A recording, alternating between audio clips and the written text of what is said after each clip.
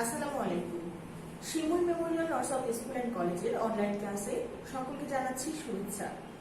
শিক্ষার্থীরা কেমন আছো তোমরা সবাই? আশা করছি ভালো আছো। আমিও আলহামদুলিল্লাহ ভালো আছি। ঈদের ছুটির পরে এক সপ্তাহ তো ক্লাস করেছি। তোমরা তো দেখতেই পাচ্ছ যে আমরা কি নিচ্ছি, রিভিশন ক্লাস নিচ্ছি, তাই না? আর আজকে তোমাদের সাথে আমি উপস্থিত আছি জেসমিন আহমেদ খুশি, সহকারী শিক্ষক গণিত বিভাগ, Shimul memorial north school and college, Rajshahi. আজকে আমি আবারও হাজির হয়ে গেছি দ্বিতীয় শ্রেণীর গণিত ক্লাস নিয়ে। আজকে যেহেতু দেখতেই পাচ্ছ যে রিভিশন ক্লাস আছে, তো ক্লাস শুরু করার আগে আমরা কিছু করোনা সংক্রান্ত বিষয় নিয়ে কথা বলে ফেলি। করোনার বিষয়টা এখন এমন হয়ে গেছে, এখন আমরা অভ্যস্ত হয়ে গেছি, তাই না শিক্ষার্থীরা? অভ্যস্ত হয়ে গেছি। দেখো, করোনার জন্য আমরা যতখানি সাবধানতা অবলম্বন করে চলাফেরা করছি, এটা আমাদের এখন 3-4 মাসে মোটামুটি অভ্যাস হয়েই গেল। তাহলে এই করোনাকে প্রতিরোধ করতে গেলে আমরা কি করছি? বারবার 20 সেকেন্ড ধরে হাত ধুচ্ছি, বাইরে পারতপক্ষে যাচ্ছি না, যদি যেতেই হয় তাহলে প্রয়োজনীয় স্বাস্থ্যবিধি মেনে বাইরে যাচ্ছি, বেশি বেশি করে ভিটামিন সি যুক্ত খাবার এবং পুষ্টিকর খাবার খাচ্ছি, আর অপ্রয়োজনে নাকে মুখে চোখে হাত দিচ্ছি না। এই তো, এই হাতে গোনা কয়েকটা সাবধানতা যদি আমরা নিয়ম মতো মেনে চলতে পারি, আমরা করোনা ভাইরাসকে প্রতিরোধ করতে পারবো ইনশাআল্লাহ। তো শিক্ষার্থীরা, চলো আমরা আজকে তাহলে আমাদের ক্লাসে সরাসরি চলে যাই। আমাদের আজকে যে প্রথমে যে বিষয়টা বরাবরের মতো আজকে আছে ফাঁকা ঘর পূরণ করুন। চলো পড়ে যাই। ফাঁকা ঘর পূরণ করুন। আমার সাথে সাথে আমি বলবো মুখে, তোমরা দেখবে এবং খাতায় লিখে ফেলবে। কয়ে আছে 75 বিয়োগ ফাঁকা ঘর সমান 48। 75 বিয়োগ ফাঁকা ঘর সমান 48। খ নম্বরে আছে 36 গুণ 4 সমান ফাঁকা ঘর। গ নম্বরে আছে 56 ভাগ 8 সমান ফাঁকা ঘর। আমরা দেখলাম, তুলে নিয়েছি, আশা করছি আমরা বোর্ড থেকে এই ফাঁকা ঘরগুলো পূরণ করে আসবো। শিক্ষার্থীরা খেয়াল করে দেখো, ক নম্বরে আছে 75 বিয়োগ ফাঁকা ঘর সমান 48। আমরা এটা বিয়োগের ফাঁকা ঘর দেখছি, তাই না? এবার দেখো, আমরা বিয়োগের ক্ষেত্রে কি সূত্র পড়েছিলাম? দেখো, বিয়োজন বিয়োগ বিয়োজ্য সমান বিয়োগফল, তাই না? ফাঁকা ঘর কোন ঘরে আছে? বিয়োজ্য যেখানে থাকে সেই জায়গাটাতে ফাঁকা ঘর, অর্থাৎ আমাদের বিয়োজ্য নির্ণয়ের সূত্র অবলম্বন করতে হবে। তাহলে আমরা কি জানি? বিয়োজ্য সমান কি হয়? বিয়োজন বিয়োগ বিয়োগফল, ঠিক কিনা? বিয়োজ্য সমান বিয়োজন বিয়োগ বিয়োগফল। তার মানে 75 থেকে আমাকে 48 বিয়োগ করতে হবে। চলো আমরা 75 থেকে 48 বিয়োগ করে দেখি। খেয়াল করে দেখো শিক্ষার্থীরা, 75 এর এককের ঘরে আছে 5 আর 48 এর এককের ঘরে আছে 8। 5 ছোট, 8 বড়। 5 কে তাহলে কত ধরবো আমরা? 15 ধরবো। 15 থেকে 8 বাদ দিলে কত হয়? 8 এর পর থেকে 15 পর্যন্ত গোনো। 9, 10, 11, 12, 13, 14, 15। কত দূর পেলাম বলো তো? 7 পেয়েছি। এখানে নিচে বসলো 7। 15 যে ধরেছো এক ধার নিয়ে, ওই একটা ফেরত দিয়ে দাও 4 এর কাছে। তাহলে কত হচ্ছে? 5 হচ্ছে। 7 থেকে 5 বাদ দিলে হয় 2। বিয়োগফল কত পেয়েছো শিক্ষার্থীরা? 27। ফাঁকা ঘরে বসিয়ে দাও 27। ঠিক আছে? আচ্ছা, এবার আমরা খ নম্বরে বলেছে 36 গুণ 4 সমান ফাঁকা ঘর। 36 কে 4 দিয়ে গুণ করতে হবে। 36 কে 4 দিয়ে গুণ করো।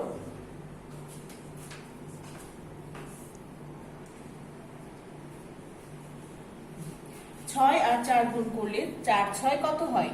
4 6 24 4, হাতে থাকে 2। 3 4 12 আর 2 কত হয়? 14। 12 আর 2 14। গুণ করে কত দেখো? 4 6 24 4, হাতে থাকে 2। 3 4 12 আর 2 14। তাহলে আমরা গুণফল কত পেয়েছি? 144। ফাঁকা ঘরে বসাবো 144।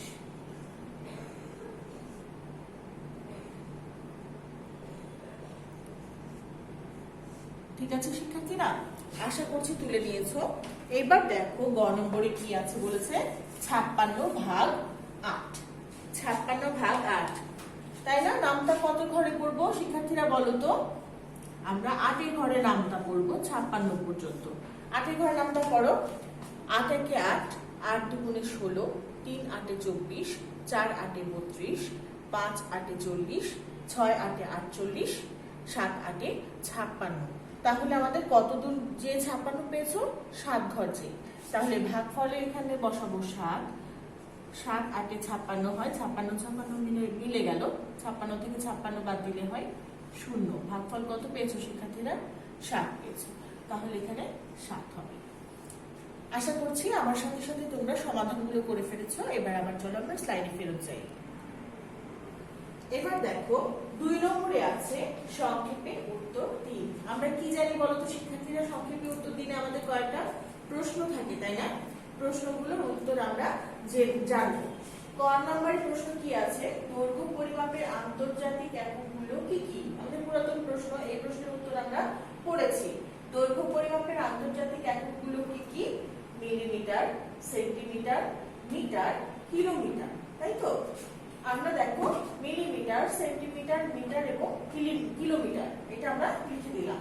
এইবার খ নম্বরে আছে হচ্ছে ভাজক 1 হলে ভাজ্য ও ভাগফল কেমন হবে? সমান হয়। ভাজক 1 হলে ভাজ্য ও ভাগফল কেমন হয়? সমান হয়। গ নম্বর গাণিতিক বাক্য কাকে বলে?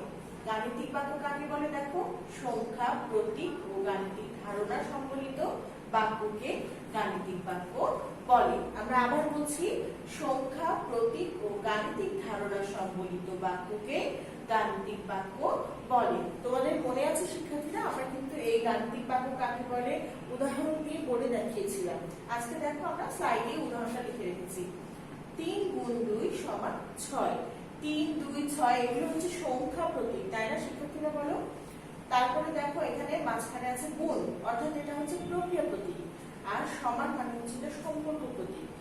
আমাদের সংখ্যা আর সম্পর্ক প্রতীক, গাণিতিক প্রতীক বাক্য যেটা প্রক্রিয়া প্রতীক আর হচ্ছে সম্পর্ক প্রতীক, এই 3 ধরনের প্রতীক দিয়ে যে গাণিতিক বাক্য তৈরি হয় তাকে বলা হয় হচ্ছে গাণিতিক বাক্য। আমরা সংজ্ঞাটা আরেকটা পড়ে ফেলি। সংখ্যা, প্রতীক ও গাণিতিক ধারণা সম্বলিত বাক্যকে গাণিতিক বাক্য বলে। শিক্ষার্থীরা তোমরা আশা করছি এই 3টা প্রশ্ন তুলে ফেলেছো। এবার আমরা 3 নম্বরে চলে যাচ্ছি। 3 নম্বরে কি আছে দেখো, খুবই সহজ জিনিস, স্থানীয় মান নির্ণয় করুন। স্থানীয় মানে দেখো আমাদের কয়টা সংখ্যা আছে? 5টি সংখ্যা আছে। আমরা কি জানি স্থানীয় মান নির্ণয় করতে হয় কোন ঘর থেকে? ডান ঘর বা এককের ঘর থেকে, তাই না? আমাদের প্রশ্নে যদি আসে স্থানীয় মান নির্ণয় করতে হয় কোন ঘর থেকে, তাহলে আমরা বলি এককের ঘর থেকে। খেয়াল করে দেখো শিক্ষার্থীরা, আমরা দেখো ডান দিক থেকে প্রথমে শুরু করব। ডানে আছে 5, তারপরে 9 8 7 8 0 7, ঠিক আছে? আমরা ডানের ঘর এককের ঘর থেকে যখন আমরা বলবো প্রথমটাই আসবে 5, 5 একক, 9 দশক, 8 শতক, আর 0 হাজার, 7 অযুত। শিক্ষার্থীরা তোমরা কি খেয়াল করছো? আমি কিন্তু একদম ডান সাইডের যে ইয়াগুলো এক সমান করে লিখে রেখেছি, কারণ প্রত্যেকটা সংখ্যার এককের ঘরগুলো নিচে নিচেই হয়। সবগুলোই আস্তে আস্তে বামের দিকে সরে আসবে, ঠিক আছে? 5 একক সমান 5, 9 দশক সমান 90, 8 শতক সমান 800, 0 হাজার সমান 0 হাজার, আর 7 অযুত সমান 7 অযুত বা 70,000। ঠিক আছে শিক্ষার্থীরা, আমরা চলো একটু বোর্ড থেকে এই স্থানীয় মানটা লেখাটা শিখে আসি। শিক্ষার্থীরা আমি এতটা পর্যন্ত লিখে নিলাম, খেয়াল করে দেখো এর পরের অংশটাই হচ্ছে আসল। সুন্দর করে যদি লিখতে না পারো তাহলে খারাপ লাগবে দেখতে। আমরা সবাই এই 5 একক সমান সমান চিহ্নটা আমরা অবশ্যই প্রত্যেকটাতে দিব, ঠিক আছে? 5 একক সমান 5, তাই না? আমি কি বললাম, আমরা ডানের অংশটা সোজা করে লিখতে হবে যাতে এটা বাঁকা না হয়। 5 একক সমান 5, এখানে লিখে দিলাম 5। এবার 9 দশক সমান 90, আমরা কি করব? 90 শূন্যটা 5-এর নিচে লিখবো, বাম দিকে সরে আসবে 9টা। এবার 8 শতক মানে 800, তাই না? শূন্য এখানে বসবে, 9-এর নিচে শূন্য হবে, 8 বাম দিকে সরে আসবে। এবার দেখো 0 হাজার মানে 0 হাজার, 4টা শূন্য, 1 2 3 4। শিক্ষার্থীরা খেয়াল করছো ডান পাশের যে সংখ্যাগুলো ওগুলো কিন্তু নিচে নিচে আসছে।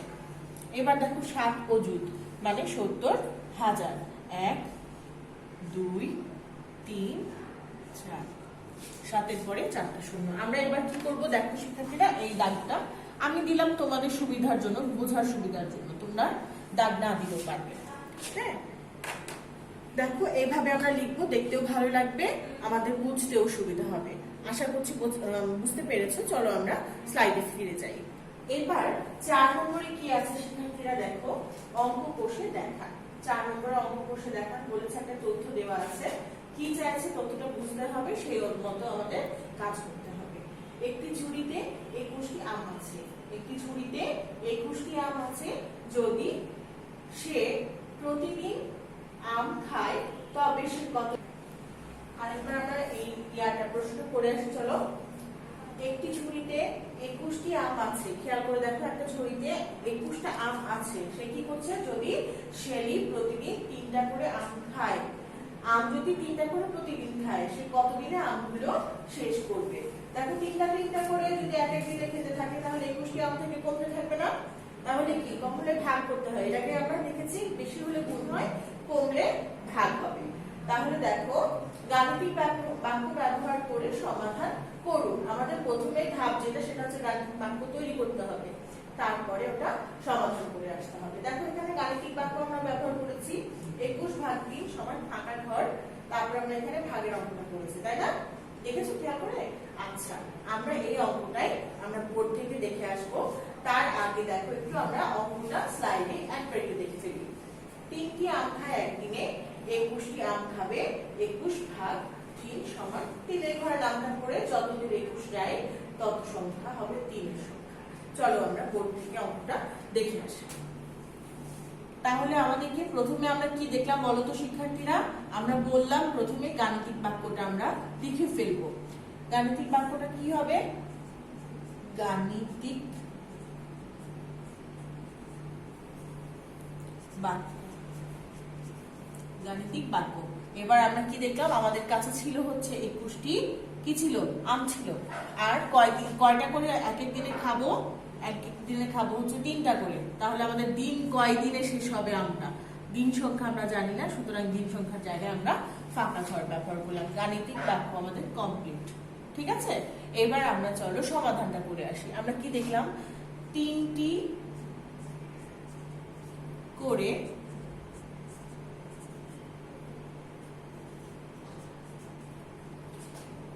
আম খায়, কয়দিন লাগে 3টা আম খেতে? একদিনে, ঠিক আছে? অতএব 21টি আম খায় সমান 21/3 দিনে। আমাদেরকে কিন্তু এই আমরা এরকম অঙ্ক আসলে সঙ্গে সঙ্গে রাফে চলে যাই, ঠিক আছে, রাফে তো যেতেই হবে, কিন্তু আমরা যদি নামতা পড়ে এখানে নামতা পড়েই যদি আমরা পারি পাশাপাশি ভাগ করতে, তাহলে আমরা রাফ না করলেও হয়, ঠিক আছে? এবার দেখো তো, আমরা 3-এর ঘরে নামতা পড়ে এই 21 কত দূরে যায়? 3-1 3, 3 2 6, 3 3 9, 3 4 12, 3 5 15, 3 6 18, 3 7 কত 21। তাহলে কত ঘরে যে 21 পেলাম? 7-এর ঘরে যে। তাহলে আমাদের দিনের সংখ্যা কত হবে?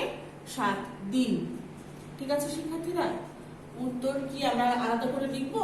হ্যাঁ, আলাদা করে উত্তর লিখবো। দিনের সংখ্যা কত? 7। তাহলে আমরা লিখবো 7 দিনে। খেয়াল করে দেখো অঙ্কটা, বুঝতে পারছো?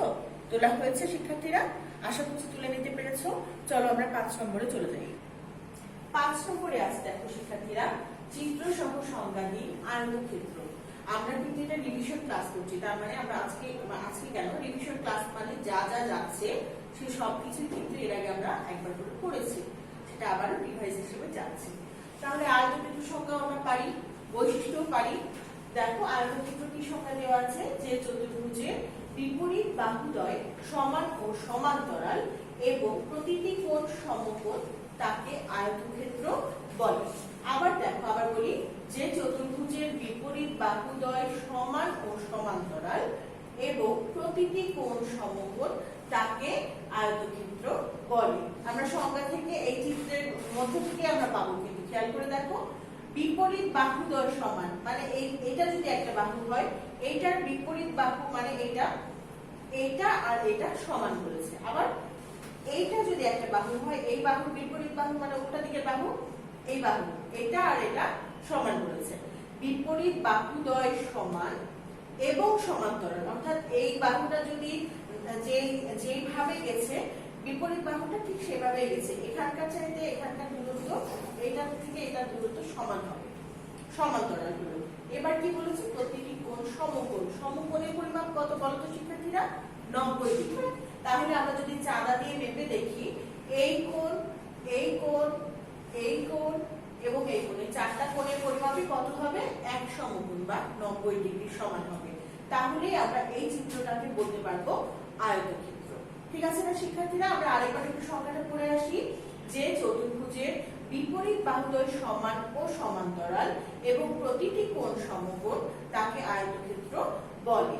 চিত্রে ক, খ, ক, খ একটি আয়তক্ষেত্র। আমরা একটু বোর্ড থেকে চিত্রটা দেখে আসবো। তাহলে শিক্ষার্থীরা আমরা কি দেখলাম, বিপরীত বাহুদ্বয় সমান হতে গেলে আমাদের যে বাহুটা প্রথমে নিব তার বিপরীত বাহুটা একই রকম ভাবে সমান্তরাল করতে হবে। দেখো একটা বাহু নিলাম আমি, হ্যাঁ, আর কম্পাস দিয়ে আমরা, কম্পাস বলছি কেন, সরি, চাঁদা দিয়ে আমরা আগে একটা সমকোণ এঁকে দেব, তাহলে তো আমাদের জন্য সুবিধা হবে, তাই না শিক্ষার্থীরা? দেখো 90 ডিগ্রি চাঁদা দিয়ে আমরা সমকোণ এঁকে দিচ্ছি। এখানে আমি একটা ফোঁটা দিয়ে দিলাম, দিয়ে খেয়াল করব একটা বাহু বড় করব, একটা বাহু ছোট রাখবো, ইচ্ছা করেই রাখবো, তাতে আমাদের আয়তক্ষেত্র আঁকতে সুবিধা হবে। ঠিক আছে? দেখো শিক্ষার্থীরা, আমরা কিন্তু একটা ছোট এঁকেছি, একটা বড় এঁকেছি এবং মেপে নিলাম চাঁদা দিয়ে যে এই কোণটা আমাদের 90 ডিগ্রি। ঠিক আছে? এবার কম্পাস ব্যবহার করব আমরা।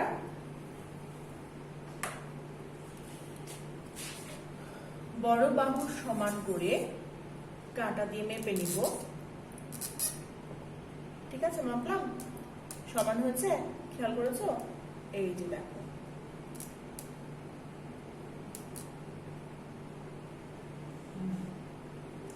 এইবার এখান থেকে আমরা এখানে বসাবো কাঁটাটা, কাঁটাটা বসিয়ে এখানে একটা চাপা। ঠিক আছে শিক্ষার্থীরা? আবার এখান থেকে এখানে যে কাঁটা বসিয়েছিলাম ওখান থেকে এই ছোটটা এবার পরিমাপ করবো, ছোটটার পরিমাপ করবো। খেয়াল রাখবো এখানে আমার বোর্ডে কাঁটা স্লিপ করছে, তোমাদের খাতায় কাঁটা স্লিপ করবে না, তোমরা খেয়াল রাখবা কাঁটাটা যেন উঠে না আসে, উঠে আসলে কিন্তু পরিমাপটা সঠিক হবে না। আমাদের এরকম চাপ পাবো আমরা। ঠিক আছে? যখন চাপ পেলাম তারপর আমরা স্কেল দিয়ে কি করবো, এই চাপগুলো আমরা যোগ করে দিব স্কেল দিয়ে।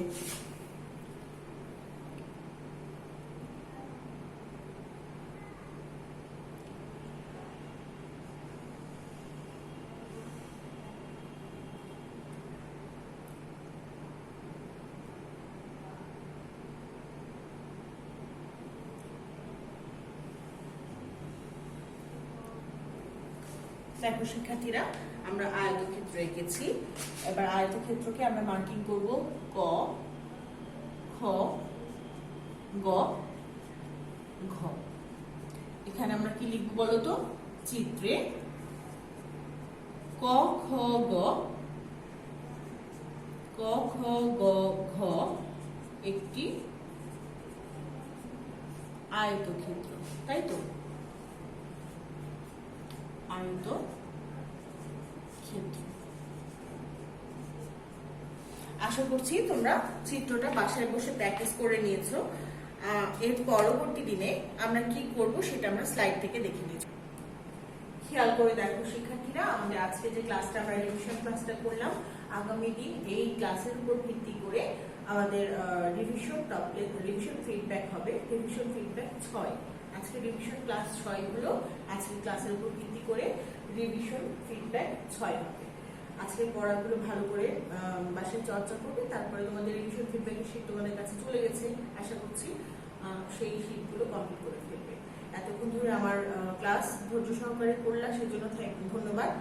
আর আগামী ক্লাস দেখার আমন্ত্রণ জানিয়ে আজকে এখানে বিদায় নিচ্ছি। আল্লাহ।